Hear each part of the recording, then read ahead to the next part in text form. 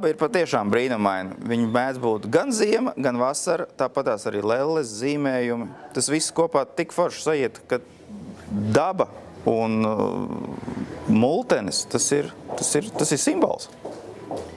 Ja, tas viss kopā, viņš sadara kopā, un tas ir kino, tas ir stāsts, un tā ir pasaka. Bija viena tāda skaista filma, kas saucās Līgavas līķis. Viņa man patika aiz savas ļoti smalkās un pārdomātās animācijas. Šeit nav runa par stāstu, šeit nav runa par režisoru, šeit ir runa tikai un vienīgi par animāciju. Līgavas līķis, tas ir, ja man ir sajūta, ka kaut ko vajadzētu pamācīties, tad es vienmēr apskatos šo filmu. Divi mīl viens otru un mēģina viens otram iepatikties. Stāsts par to. Jā, es mēģināju noformulēt teikumu vienkārši. Stāsts ir par to, ka nevajag izlikties par sevi, nerotāties ar svešām spalvām. Nevajag izlikties par to, kas tu neesi. Esi tas, kas tu esi, un tev būs daudz vieglāk.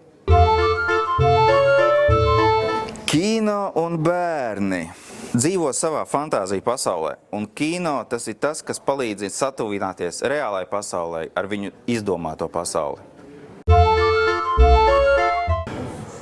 Vispirms ir zīmējums. Pēc tam meistars taisa skeletu, tad liekam virsū miesu, tad uzvelkam drēbes, tad mēs to visu nokrāsojam, uzpucējam, izrotājam, un tā mēs uztaisam mazu lelīti.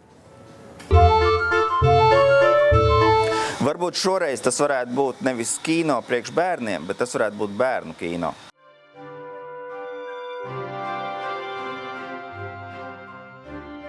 Šobrīd es sēžu krēslā un runājos ar jums.